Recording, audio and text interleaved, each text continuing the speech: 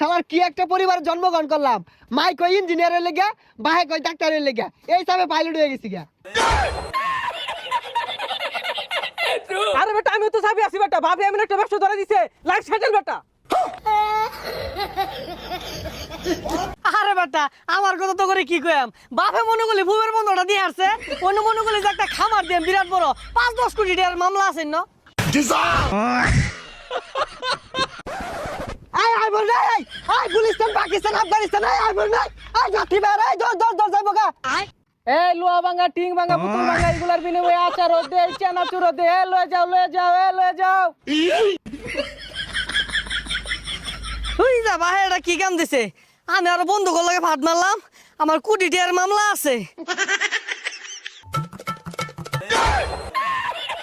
আরে মনে করলি বিমানটা মাত্র নামাই তো হইলাম। মাত্র ব্যবসাটা গুছাই থইলাম। আমিও খামার